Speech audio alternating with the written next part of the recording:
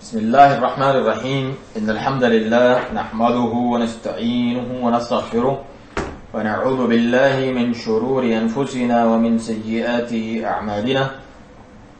من يهده الله فلا مضل له ومن يضلل فلا هادي له وأشهد أن لا إله إلا الله وحده لا شريك له وأشهد أن محمدا عبده ورسوله صلى الله عليه وعلى آله وصحبه وسلم تسليما كثيرا إلى يوم الدين ثم أما بعد. جیسا کہ درس کے عنوان کا ذکر ہوا کہ نعمت اسلام کی یاد دہانی فی التذکیر بنعمت الاسلام، یہ شیخ صالح الفوزان حفظ اللہ کا خطبہ جمعہ ہے. آپ شروع کرتے ہیں کہ تمام تعریفیں اللہ تعالیٰ کے لیے ہیں جس نے انسان کو پیدا کیا بہترین صورت میں اور اس پر کرم فرمایا اور اسے اپنی بہت ساری مخلوقات پر فضیلت دی. ہم اس کی حمد و ثنا بیان کرتے ہیں اس کی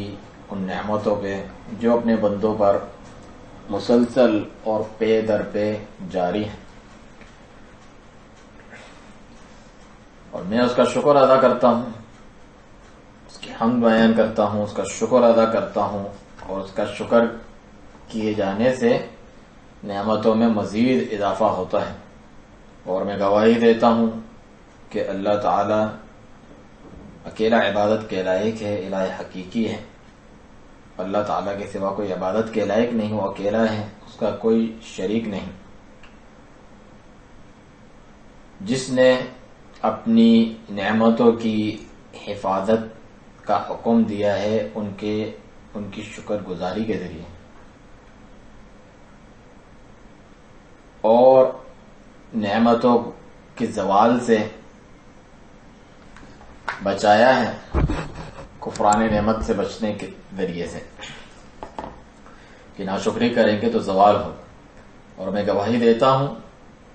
کہ محمد صلی اللہ علیہ وسلم اس کے بندے اور رسول ہیں جنہیں اللہ تعالی نے مبعوث فرمایا کہ جو مکارم اخلاق ہیں اس کی تکمیل ہو، اور جو سب سے زیادہ صحیح ترین راستہ ہے اس کی جانب رہنمائی اور ہدایت کریں. چنانچہ آپ کی بعثت، آپ کی نبوت رحمتاً للعالمین ہے، تمام جہانوں کے لیے رحمت ہے اور تمام مخلوقات پر حجت ہے. اللہ تعالیٰ کے بے شمار درود و سلام آپ پر نازل ہوں جب تک دن و رات باقی ہیں، اور آپ کی آل اور اصحاب پر جو نیکوکار اور پاکیزہ لوگ تھے. اما بعد، اے لوگو، اللہ تعالیٰ سے ڈرو اور اس کی جو نعمت اسلام ہے اس پر اس کے شکر گزار بنو. اے مسلمانوں، آپ کے سامنے یہ عظیم دین ہے جسے اللہ سبحانہ و تعالی نے آپ کے لیے منتخب کیا اور آپ پر یہ احسان فرمایا. آپ کے باپ ابراہیم علیہ السلام کی ملت جو ان تمام باتوں پر مشتمل ہے جن پر دیگر سابقہ انبیاء کرام علیہ الصلوۃ والسلام کے ادیان مشتمل تھے، یہ ان کا خلاصہ اور خاتمہ ہے.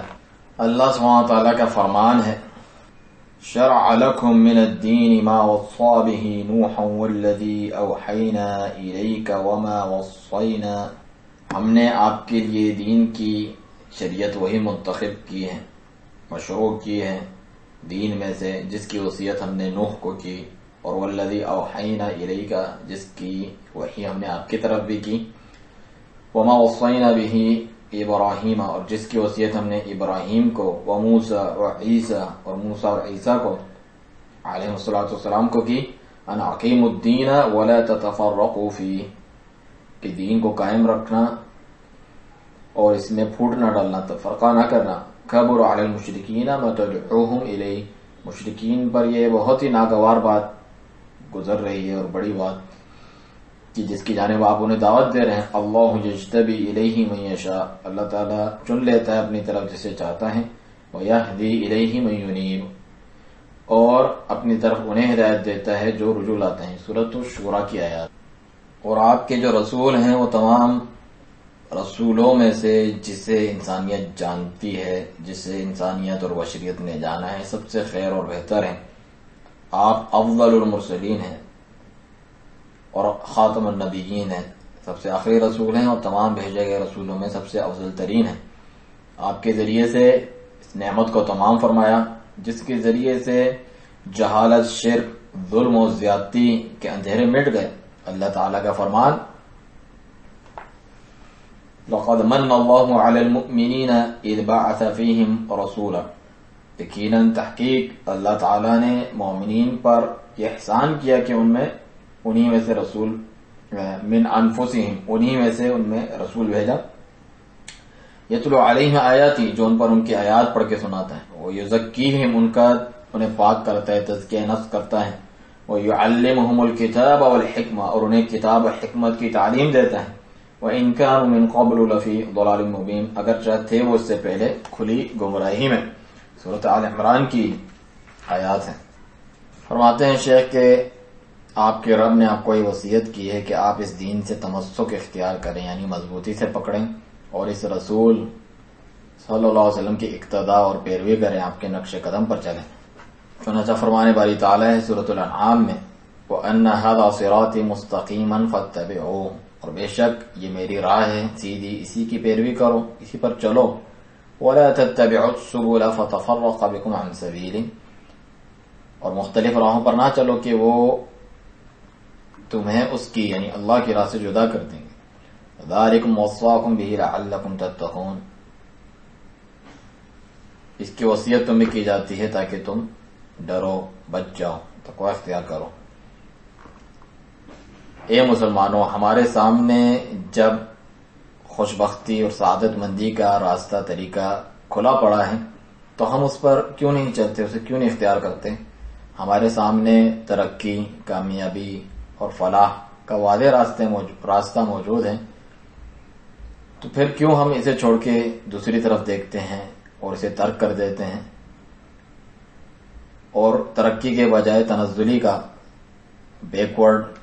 اس کا راستہ ہم اختیار کرتے ہیں، شقا یعنی بدبختی کا اور خسارے کا راستہ اختیار کرتے ہیں. کیا آپ یہ سمجھتے ہیں کہ آپ کا جو دین ہے، آپ کی فلاح اور کامیابی کا جو راستہ ہے، اس کی جانب رہنمائی کرنے میں اس میں کوئی کسر رہ گئی ہے، کمی ہے، جس وجہ سے اسے چھوڑ کے دوسری طرف دیکھتے ہیں؟ کیا آپ نے اس کی تعلیمات کو پڑھا بھی ہے؟ کیا وہ ایسی تعلیمات ہے کہ جو آپ کو جلیل القدر اعمال سے اور مکارم اخلاق سے روکتی ہو یا انہیں حاصل آپ نہ کر پاتے ہو؟ کیا آپ نے اسے فراموش کر رکھا ہے؟ ہرگز نہیں. بلا شبہ اللہ کا جو دین ہے یہ قائم و دائم اور باقی ہے، سعادت مندی اور ترقی کے راستے پہ تا قیامت. کوئی بھی ایسی اچھی ترین بات اور فضیلت والی بات ایسی نہیں الا یہ کہ دین نے اس پر ابھارا ہے، اس کی ترغیب دی ہے کہ اس سے آراستہ ہو انسان. اور کوئی بھی رذیل اور گھٹیا بات، حرکت، چیز ایسی نہیں جس کی قباحت اور برائی سے اس نے ڈرایا نہ ہو، خبردار نہ کیا ہو، اور اس کے جو برا انجام ہے اس کی وضاحت نہ کی ہو. تو پھر کیا وجہ ہے ہم میں سے اکثر جو ہیں اس ہدایت کو چھوڑ کے کسی اور پر چلتے ہیں، کافروں کی نقالی کرتے ہیں، ان چیزوں میں جو اسلام نے حرام کی ہے اور ان سے روکا ہے. بہت سارے لوگ اپنے دین کے معاملے میں لاپرواہی کا شکار ہیں، اس کے حقوق کو جو ہے چھوڑتے ہیں، استہانت کرتے ہیں،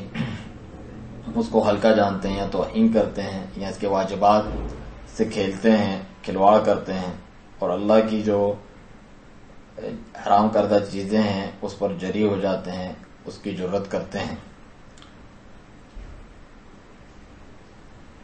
اور اسے چھوڑ کر کس چیز سے اپناتے ہیں؟ اس کو، کافروں کے اخلاق کو، ان کی عادات اور ان کی تقالید کو. تو یہ کتنی بری چیز ہے جس سے وہ بدلتے ہیں اچھی چیز کو. بئس للظالمین بدلا، سورۃ الکہف میں فرمایا کہ ظالموں کے لیے بہت ہی برا بدل ہے جو انہوں نے اختیار کر لیا ہے. تو اے مسلمانوں، ایک حقیقی جو مسلمان ہوتا ہے صحیح معنوں میں، وہ اپنے دین کے بدلے کسی چیز سے راضی نہیں ہوتا، اگرچہ کتنی ہی اسے تکالیف کا سامنا کیوں نہ کرنا پڑے، کتنا ہی جو کافر ہیں وہ کتنی ہی جو ہے اس کو کشش والی چیزیں اور لالچ اور دھوکے میں ڈالنے والی چیزیں ہی کیوں نہ پیش کرتے رہیں، وہ اسے نہیں چھوڑ سکتا، اور اگرچہ ان کی طرف سے کتنی ہی اذیتوں کا سامنا کرنا پڑے وہ اسے نہیں چھوڑ سکتا۔ وہ تمام فتنوں کے آگے ایک مضبوط چٹان کی طرح جو اپنے عقیدے کو مضبوطی سے پکڑتے ہیں اس طرح کھڑا ہو جاتا ہے۔ میں آپ کے سامنے مثالیں پیش کر رہے ہیں شیخ، یعنی کہ بلال رضی اللہ عنہ کو آپ دیکھیں جو رسول اللہ صلی اللہ علیہ وسلم کے مؤذن تھے، آپ پر کافروں نے اذیتوں کی جو ہے حد کر دی، یہاں تک کہ آپ کو اٹھا کر پھینک دیتے، تپتی ہوئی چلچلاتی ہوئی ریت پر، مکہ کی گرمی جانتے ہیں آپ کس قدر ہوتی ہے، اس میں پھینک دیتے اور آپ کے سینے پر جو ہے بڑا سا پتھر رکھ دیتے۔ چاہتے یہ تھے کہ آپ اپنے دین کو چھوڑ دیں، لیکن آپ ثابت قدم رہے مضبوط چٹان کی طرح اپنے دین پر، اور احد ہی کہتے رہے، اللہ ایک ہے، اللہ ایک ہے، توحید کا اقرار کرتے رہے۔ اسی طرح خبیب بن الربیع، انہیں مسیلمہ الکذاب جو جھوٹا دعوے دار نبوت تھا، اس نے کہا ان سے کہ کہو لا الہ الا اللہ، انہوں نے کہا لا الہ الا اللہ۔ پھر اس نے کہا کہ کہو اشہد ان مسیلمہ رسول اللہ، کہ میں گواہی دیتا ہوں مسیلمہ اللہ کا رسول۔ تو انہوں نے کہا میں تیری یہ بات سنتا ہی نہیں۔ تو اس مسیلمہ کذاب نے ایک ایک عضو، ایک ایک جسم کا حصہ ان کا کاٹنا شروع کر دیا، لیکن وہ اس سے انکاری رہے کہ میں مسیلمہ کو رسول اللہ کہوں، یہاں تک کہ اپنے رب سے وہ جا ملے۔ اسی طرح صبر کرتے ہوئے اور اجر و ثواب کی امید رکھتے ہوئے ڈٹے رہے اور اللہ کو پیارے ہو گئے۔ اسی طرح عبداللہ بن حذافہ السہمی، انہیں آپ دیکھیں کہ رضی اللہ عنہ، انہیں جو بادشاہ تھا نصرانی عیسائی، غلام بنا، اب قیدی بنا دیا اور کہا کہ میری پیروی کرو تو میں تمہیں اپنی بادشاہت مملکت میں حصے دار بنا دوں گا۔ آپ اس کے انکاری ہوئے اور کہا کہ میں دین محمد صلی اللہ علیہ وسلم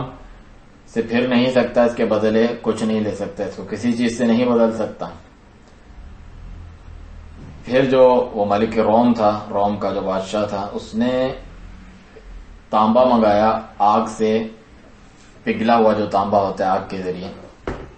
اور اسے ایک بڑی دیگ میں یا پتیلے میں ان کو ٹارچر کرنے کے لیے، اذیت دینے کے لیے ڈال دیا۔ یہ دیکھ کر آپ رونے لگے، عبداللہ بن حذافہ جو تھے۔ تو وہ جو بادشاہ تھا روم کا، اسے کچھ امید ہوئی کہ یہ اسلام سے رجوع کرنے پر شاید آمادہ ہو جائیں، جو ان کی حالت ابھی کمزوری میں ہو گئی ہے۔ تو کہا کہ ہاں کیا کہتے ہو، میری پیروی کر رہے ہو اور اپنے دین کو چھوڑتے ہو؟ تو عبداللہ رضی اللہ عنہ نے جواب دیا اپنے اس قول سے کہ میں اپنی جان کے خوف سے نہیں رو رہا، لیکن میں یہ چاہتا ہوں کہ کاش جتنے میرے بال ہیں اتنی میری جانیں ہوتی جو اللہ تعالیٰ کے راستے میں اذیت اٹھاتی، اور میں جنت میں بغیر حساب کے داخل ہو جاتا۔ سبحان اللہ۔ اسی طرح عمار بن یاسر، ان کے والد اور والدہ سمیہ، ان کا آپ حال دیکھیں رضی اللہ عنہم، اور ان کے جو اہل بیت گھر والے لوگ تھے، انہیں اللہ کی راہ میں کتنی اذیت اور عذاب دیا گیا تاکہ وہ دین اسلام کو چھوڑ دیں، لیکن انہوں نے اس عذاب پر، ان کی طرف سے پہنچائی جانے والی تکلیفوں پر صبر کیا، دین اسلام کو مضبوطی سے پکڑا۔ رسول اللہ صلی اللہ علیہ وسلم ان کے پاس سے گزر رہے ہوتے اور انہیں عذاب دیا جا رہا ہوتا، تو آپ فرماتے کہ صبرا آل یاسر فإن موعدکم الجنہ، اے آل یاسر صبر کرو، تمہارے لیے جنت کا وعدہ ہے۔ اسی طرح خباب بن الارت رضی اللہ عنہ کو آپ دیکھیں، اللہ کی راہ میں کس قدر اذیت دیے گئے، لیکن اپنے دین پر صابر رہے۔ مشرکین جو مختلف قسم کی ان کو اذیتیں دیتے، ان میں سے یہ بھی تھا کہ ان کے لیے آگ بھڑکائی جاتی، اس پر پھینک دیتے، تو وہ آگ، یعنی آگ کے جو انگارے ہوتے ہیں، وہ آگ کے انگارے ان کے جسم سے چربی پگھل کے گرتی ان کے گوشت سے، وہ اس پہ پڑ کے اسے جو ہے ٹھنڈا کر دیتے، اس قدر یعنی ان کو تپایا جاتا وہاں پر، لیکن وہ صابر رہتے اپنے دین پر، اور ان کے پایہ ثبات میں کوئی لغزش نہیں آتی، متزلزل نہیں ہوتے، کوئی جنبش نہیں آتی۔ تو اے مسلمانوں، یہ کچھ نمونے تھے کہ مسلمان اپنے دین پر کس قدر ثابت قدم رہتے تھے، حالانکہ شدید ترین اذیتیں اور تعذیب کی جاتی ان کے ساتھ۔ اس پر مزید یہ اضافہ کر دیں کہ انہوں نے اللہ کے دین کی حفاظت کے لیے کیا کچھ نہیں پیش کیا، اس کی نشر و اشاعت کے لیے جہاد کیا اپنی جان سے، مال سے۔ سینکڑوں شہداء کی فہرست ہے جو مارکوں میں شہید ہوئے، اس کے ذریعے سے تو وہ اسے باعث فخر سمجھتے تھے، بلکہ اس کی وجہ سے، دین کی وجہ سے تو وہ اپنے گھروں کو، اپنے مالوں کو چھوڑ دیتے، ہجرت کرتے اپنے دین کو بچانے کے لیے کہ اس پر کوئی آنچ نہ آئے، اللہ تعالیٰ کے فضل اور اس کی رضامندی کی تلاش میں، اور اللہ اس کے رسول کی نصرت کرتے ہوئے اس دین کی۔ یہ سب اس وجہ سے تھا کہ وہ جانتے تھے کہ اسی دین میں خیر اور سعادت مندی ہے۔ اس کی جو محبت ہے ان کے دل میں جڑ پکڑ گئی تھی، رچ بس گئی تھی، یہاں تک کہ ان کے نزدیک اس سے زیادہ محبوب کوئی چیز نہیں تھی، اپنی جان بھی نہیں، اپنی اولاد بھی نہیں، اپنے مال بھی نہیں، اپنے گھر بھی نہیں۔ یہاں تک کہ ان میں سے کہنے والا کہتا، اگر کوئی آزمائش آئے تو اپنا مال لٹا دو جان سے پہلے، اور اگر وہ اس میں اور اضافہ ہوتا جائے آزمائش میں، اپنی جان بھی لٹا دو، مال کیا ہے۔ تو اے اللہ کے بندو، کیا وجہ ہے کہ ہم میں سے بہت سے جو اسلام کی طرف آج منسوب ہوتے ہیں، ان کے نزدیک یہ نسبت جو ہے بہت ہی رخیص ہو چکی ہے، سستی ہو چکی ہے۔ اس کی جو تعلیم ہے، اس کی جو تعلیمات ہیں اسلام کی روشن تعلیمات، وہ نہایت ہی یعنی بے اوقات ہو کے رہ گئی ہیں کہ دنیا کا ایک معمولی سا بھی کوئی لالچ نظر آنے لگے فوراً چھوڑنے کو تیار ہیں، اور اس کی تعلیم، اس کی تعلیمات کو کفر کی تعلیمات کے بدلے میں لینے کو تیار ہیں۔ کیا وجہ ہے کہ اکثر اللہ کی شریعت کی جانب اپنے فیصلے لے جانے کے بجائے کافروں کے بنائے گئے وضعی قوانین اور نظاموں کی طرف رجوع کرتے ہیں؟ کیا وجہ ہے کہ اکثر مسلمان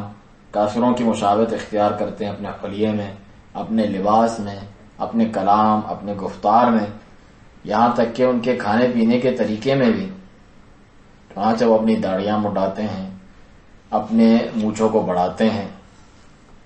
اور اپنے بالوں کو بھی بہت لمبا کر کے رکھتے ہیں، اپنے ناخنوں کو بڑا رکھتے ہیں، اور مرد جو ہیں سونے کی انگوٹھی پہنتے ہیں، اور سیدھے ہاتھ کے بجائے الٹے ہاتھ سے، دائیں کے بجائے بائیں ہاتھ سے کھاتے پیتے ہیں۔ کیا وجہ ہے کہ مسلمان اور مسلمانوں کی اولاد جو اس توحید والی سرزمین پر، اس کے ماحول میں پلے بڑھے ہیں، لا الہ الا اللہ محمد رسول اللہ کے پرچم تلے، اسے چھوڑ کے وہ کافروں کے ممالک میں جاتے ہیں اور ان کے ساتھ شریک ہوتے ہیں ان کی برائیوں میں، شراب نوشی میں، خنزیر سور کا گوشت کھانے میں اور بدکاریاں کرنے میں، پھر ہمارے پاس لوٹ کر آتے ہیں ہمارے دین کو اور اسلامی آداب کو برا سمجھتے ہوئے، اور کوشش کرتے ہیں کہ ہمارا ملک بھی کافروں کے ملک کا ہی ایک حصہ ٹکڑا نظر آنے لگے، اس طریقے کی اس میں تبدیلیاں لاؤ۔ تو یہ گئے ہماری طرف سے، لیکن واپس لوٹ کر کچھ بھی لے کر نہیں آئے، کوئی اچھا نمونہ اور قائد بن کر نہیں آئے کہ یہ امت کو لیڈ کریں گے، پورا نمونہ لے کر آئے۔ گئے تو تھے کہ کچھ تخصصات، کچھ اسپیشلائزیشن جو یہاں پر نہیں ہیں دنیاوی علوم کی، وہ حاصل کریں جس کی ضرورت ہے اس وطن کو، لیکن واپس لوٹے تو بغیر دین اور اخلاق کے، بلکہ کوئی مفید تعلیم بھی لے کر نہیں لوٹے، اگر اس حساب سے بھی دیکھا جائے، بیکار اور نکارہ قسم کی جو ایکسٹرا چیزیں ہوتی ہیں وہ لے کر آ گئے، بات اس کے کہ دین کو اور دین کے جو فضائل ہیں اس کو منکر جانتے ہوئے۔ تو بہت سارے جو مغربی ممالک ہیں، شیخ فرماتے ہیں، وہ اسلام کے پیاسے ہیں، لیکن جب وہ اس قسم کے لوگوں کو دیکھتے ہیں کہ مسلمان تو ایسے ہیں، تو اسلام میں اپنی دلچسپی کھو دیتے ہیں، یہ گمان کرتے ہوئے کہ یہ لوگ اسلام کی نمائندگی کرتے ہیں، تو ان کا دوہرا جرم ہو جاتا ہے. دوسرا یہ بھی کہ وہ اللہ کی راہ سے روکنے کا سبب بنتے ہیں اور اس میں ٹیڑھ پن کی خواہش رکھتے ہیں. تو اے مسلمانوں، بلا شبہ آپ کا جو دین ہے یہ عظیم دین ہے، اسی میں تمام کی تمام انسانیت کی اصلاح ہے. اگرچہ آپ کے نزدیک اب یہ سستا اور ارزاں ہو کے رہ گیا ہے، لیکن ان کے نزدیک بالکل بھی یہ رخیص نہیں ہے کہ جو اس کی حقیقت کی صحیح طور پہ معرفت رکھتے ہیں اور وہ ان اسباب کی تلاش میں رہتے ہیں اور کوشش کرتے ہیں جو نجات کا سبب ہے. اللہ تعالیٰ کا فرمان ہے سورۃ محمد میں آخری آیت، وَإِن تَتَوَلَّوْا يَسْتَبْدِلْ قَوْمًا غَيْرَكُمْ ثُمَّ لَا يَكُونُوا أَمْثَالَكُمْ. اگر تم لوگ روگردانی کرتے ہو، منہ پھیرتے ہو، تو اللہ تعالیٰ کوئی اور قوم لے آئے گا، کوئی اور لوگ لے آئے گا، تمہارا محتاج نہیں ہے. ثُمَّ لَا يَكُونُوا أَمْثَالَكُمْ، پھر وہ تمہارے جیسے نہ ہوں گے. تو بلا شبہ آپ کا دین آپ سے یہ چاہتا ہے کہ آپ اس میں سچے ہوں، صبر کریں، ڈٹ جائیں اور اس کی راہ میں سب کچھ لٹائیں، اور جو اس کے دشمنان ہیں اس پر لشکر کشی کرتے ہیں اس کے خلاف، ان کے سامنے جو ہے آپ کھڑے ہو جائیں، روکیں، اور آپ میں سے جو بیوقوف قسم کے لوگ نقصان پہنچانے والے ہیں ان کے ہاتھوں کو روکیں کہ وہ اس کی تعلیمات سے کھلواڑ نہ کریں، مذاق اڑوانے کا سبب نہ بنے، ورنہ پھر ان قریب آپ سے یہ دین لے لیا جائے گا، چھین لیا جائے گا، ایسے لوگوں کو دے دیا جائے گا جو اس کے اہل ہیں، اور پھر آپ کے لیے دنیا اور آخرت کے خسارے کی سوا کچھ نہ بچے گا. وَإِن تَتَوَلَّوْا يَسْتَبْدِلْ قَوْمًا غَيْرَكُمْ ثُمَّ لَا يَكُونُوا أَمْثَالَكُمْ. اور اگر تم منہ پھیرتے ہو تو اللہ دوسری قوم سے تمہیں بدل دے گا جو تمہارے جیسے نہیں ہوں گے. اعوذ باللہ من الشیطان الرجیم. یا ایہا الذین آمنوا من یرتد منکم عن دینہ فسوف یأتی اللہ بقوم یحبهم ویحبونہ. اے ایمان والو، تم میں سے جو اپنے دین سے پھر جائے تو ان قریب اللہ تعالیٰ ایسی قوم لائے گا جو اس سے محبت کرتی ہوگی اور وہ ان سے محبت کرتا ہوگا. اذلۃ علی المؤمنین عزۃ علی الکافرین، جو مومنوں پر نرم ہوں گے اور کافروں پر سخت. یجاہدون فی سبیل اللہ ولا یخافون لومۃ لائم، اللہ کی راہ میں جہاد کرنے والے ہوں گے اور کسی ملامت گر کی ملامت کی پرواہ نہ کرنے والے ہوں گے. ذالک فضل اللہ یؤتیہ من یشاء، یہ اللہ کا فضل ہے، وہ جسے چاہتا ہے عطا کرتا ہے. واللہ واسع علیم، اور اللہ تعالی وسیع علم والا ہے. اس کے ساتھ ہی شیخ کا خطبہ ختم ہوا. اللہ سبحانہ تعالیٰ سے دعا ہے کہ اسلام پر ہی زندگی گزارنے اور اسی پر موت عطا کرے اور پورا اسلام میں داخل ہونے کی توفیق دے،